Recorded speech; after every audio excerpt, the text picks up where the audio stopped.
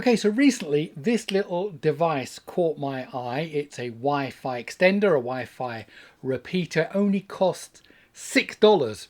Now I don't need one. I've got enough Wi-Fi good setup here in my house. But for $6 I thought I've got to go and get one of those, see if they actually work. I mean, can you sell a Wi-Fi repeater for $6? So I ordered it.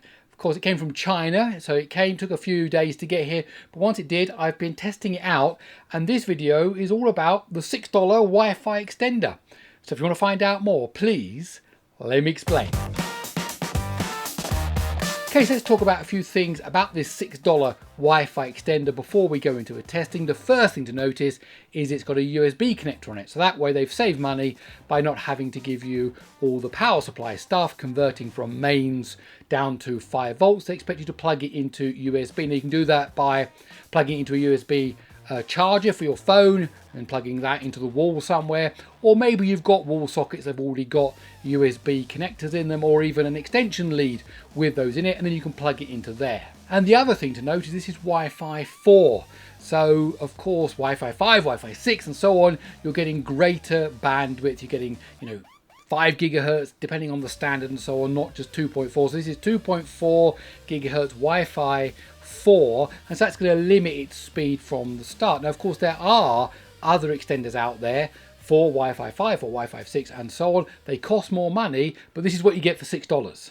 Okay, setup is quite simple. You plug it into a USB port somewhere, you search for its unique Wi-Fi network, which will be repeater dash and then some numbers, which is probably the MAC address. That's for this model. Other models will do a similar thing. You connect to it, and then once you connect to it, you can then go through configuring. What you do is you pick the Wi-Fi network that you'd like to extend. In this particular device, it creates the name of that Wi-Fi with a -ext for extension. There is an option to change that if you want something else, and then you give it the password of the network that you're extending to. It will reboot, and then when it comes up, you'll see, in my case, kids-ext for extension, and then you connect to that using the same password as you would for your original network. Okay, so the testing results are coming up in a moment, but I would like to point out I do have several Wi-Fi related videos here on this channel, and if any of the things I'm talking about I'm going over quickly, it's because I have an in-depth video. So for example, I have an in-depth video on how Wi-Fi repeaters, Wi-Fi extenders actually work, how they perform the job that they do. So I'd recommend you checking out those videos. I will leave a link to all of the relevant videos in the description below. Okay, as I said, I've done some testing, so let's dive into that. Okay, then this is a stylized and symbolic view of my house. Of course, it doesn't really look like that, but actually it's pretty close in terms of what we're trying to test. Now, here in this left-hand corner is my office and also the router, my main router. Now, all the testing I'm doing is not out onto the internet. I'm testing locally inside my network using iPerf3. You can look that up. It's a very, very good tool for testing bandwidth inside of your network without having to go onto the internet, because that's a whole wild west out there and I can't guarantee any of the speeds that are coming out there. But inside my own network, I can guarantee. So everything is going through here, this router, and then to a device running on my network that can host this iPerf3 testing. Now, if I'm just doing testing inside my office connected to that router, if I use Wi-Fi 6, I get 550 megabits per second. And if I drop down to Wi-Fi 4, I get 75 megabits a second. Now, obviously, that's a huge difference, a huge range there. And that's mainly because of all the advantages of Wi-Fi 6. I do have a video explaining Wi-Fi 6 here on this channel, which you might want to look at. But of course, you've got the multiple antennas, you've got the band, the width of the channels and all this kind of stuff that make it a whole different game, really. Now, if I plug in the USB extender in the next room, I've got wooden walls. I don't have concrete walls. I don't have iron bars in the walls. Okay, then it's giving me 30 megabits per second. That's the maximum it will give me. And here we're hitting a few things straight away. First of all, you can see that 30 is a lot less than the 75 that I'm getting in Wi-Fi 4. Okay, and the reason for that is because these Wi-Fi extenders, as I explained in my other video about Wi-Fi extenders, are always going to be half duplex. They have to receive some packets in, switch around the radios, transmit the packets, then they have to switch the radios again, and so it's always running at half duplex because it's got to run two sets of radios. And as I've covered in other videos about mesh networking, there are other ways to achieve this similar thing, but with a greater bandwidth.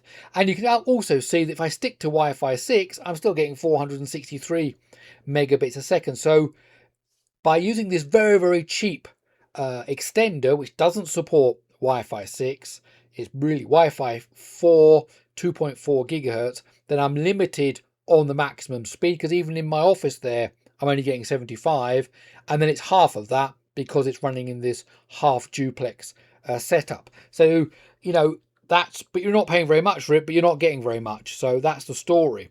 Now, if I move to the next room along again, then the extender is getting 28 megabits per second, but I'm still getting 350 megabits per second using my Wi-Fi 6 signal from here all the way across to there. So there's no advantage in dropping down to, Wi-Fi 4 at a very slow rate here. Now, there is a dead spot here in my house. In this room here, there is some metal stuff, some appliances and things and so on that actually block the signals going across here. And here you can see that if I leave the extender in this room here, that was the idea, leave it in this room here, connect the extender across here, and then the extender goes across here, then I'm getting 30 megabits per second again. And if I'm using Wi-Fi 6 again, because there's lots of stuff that stop the signal in my particular setup, this is a dead zone, then I'm getting 33. So here's an example of where these two are now giving me similar speed. So if I left this extender in an optimum place, somewhere along here, halfway between these two, then I'm going to get at least the same as what I was getting in Wi-Fi 6. In fact, if I move outdoors, okay, so I've got a little tree here, I go outside, more walls to go through, and if I'm up at this height, so I've got to go through these metal things I was talking about earlier, okay, with Wi-Fi 6 I don't get anything. All the way back to my router here, it just can't see it. It can't pick up a signal. It's too far, too much interference. I'm outside as well. But if I use the extender, which is still here, so it's much closer to the outside, it's in a much more optimum position, then I'm still getting 20 megabits per second. Now, 20 megabits a second is enough to watch full HD video on YouTube. So what can we say at the end? Well, for $6, this is amazing. The fact that it works is amazing, and it will act as a Wi-Fi extender, a Wi-Fi repeater. However, the fact that it's only Wi-Fi 4, the fact that it's not mesh networking or anything like that, so you're getting half duplex, means that its kind of bandwidth is limited. However, if you've got a dead spot somewhere in your house and you only want just the fact that you can still get your emails, and when you're out in your garage or your shed or the other end of the house where you don't go very often, in some kind of cellar, I don't know, wherever it is, and you've got a dead spot, well, this is a great way of bringing a bit of internet life to that dead spot.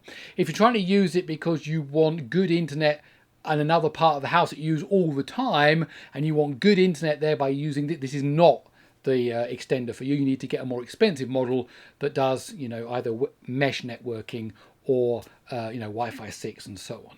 Okay, that's it. My name's Gary Sims. This is Gary Explains. I really hope you enjoyed this video. If you did, please do give it a thumbs up.